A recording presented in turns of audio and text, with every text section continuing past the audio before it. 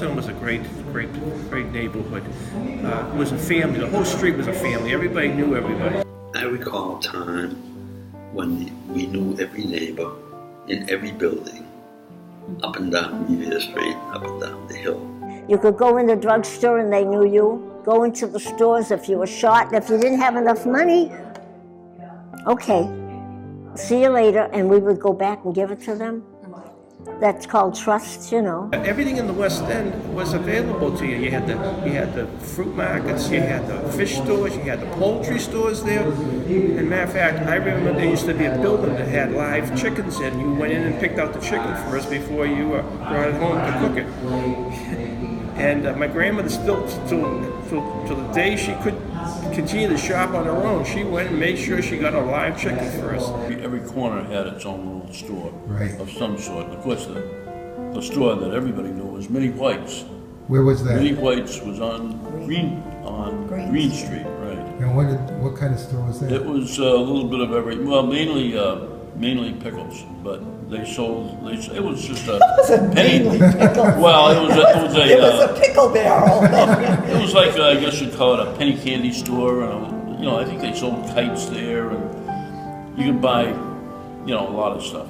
Gemato Ice. They used to have a truck with ice, and he would allow the kids to carry up these big blocks of ice upstairs, 2 flights and 3 flights, and we'd carry it up in the summertime to get a little chip of ice, and we'd throw it in our mouth. We used to go to Waldorf's. Waldorf's? And then there was one that was called, right down the street over here, Walton's. If you went to the Lancaster movie, everybody would say, "Are we going for coffee and?" Well, that meant coffee and whatever you could get with it. Everyone would go in there, and it was like a big greeting house. And the man behind the counter would know that the movie let out. They knew, here comes the crowd.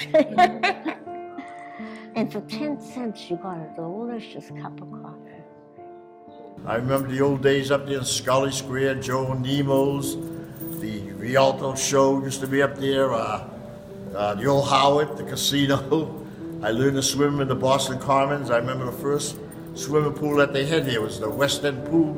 Was down there in the West End, and I was a member at the West End House with Teddy. I can't think of his last name, Teddy, but at that time he was the in charge of the West End House. The Elizabeth Peabody House was the most amazing place, absolutely beautiful.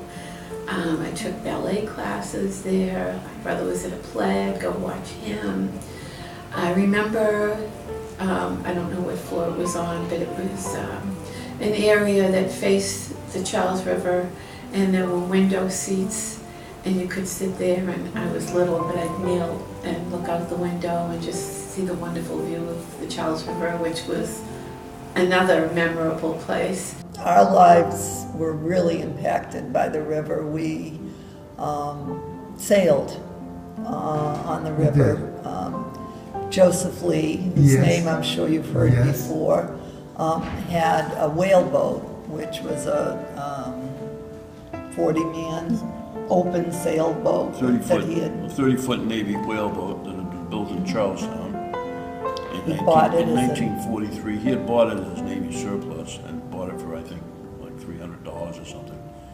And it was a sailing boat when he bought it, but he changed the rigging a little so that the mast would come down.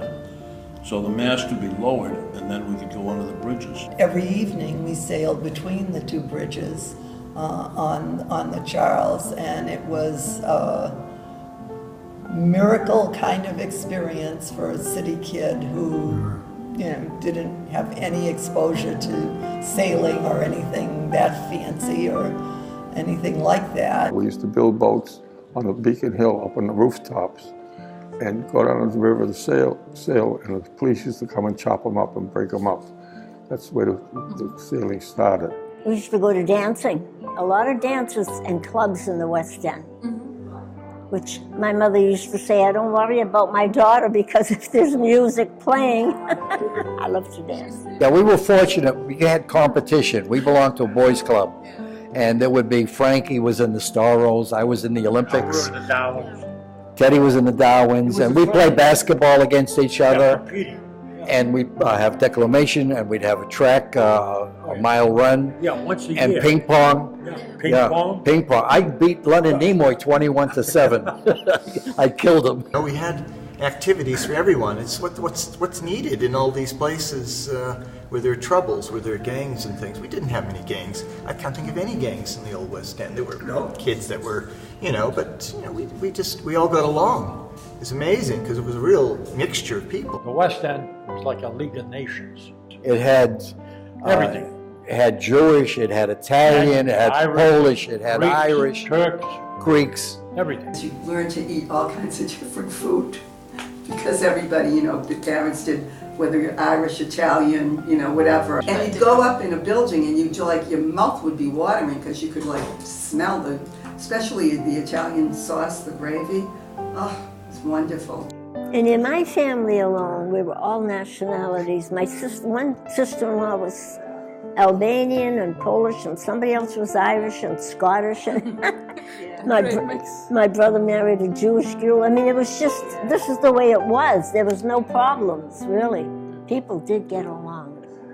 This is a picture of my mother in 1933. She went to dance school for many, many years in the West End. Just happens to be one of her pictures, probably from a recital. Interestingly to know that she went to dancing school with one of the people that was one of the munchkins in The Wizard of Oz, one of the little ballerinas.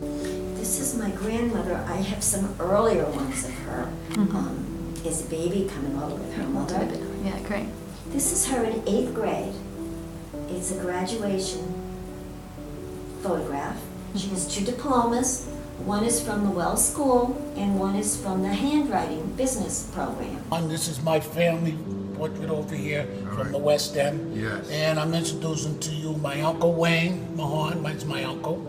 My Aunt Marcia Mahon, my grandmother Ellie Mahon, my Aunt Denise Mahon, my mother Brenda, and my Uncle Buddy. And when did they live here? Oh, since they were born. In the 50s? 50s. Really? 50s, 60s, around there. And then they moved from the West End to Chelsea.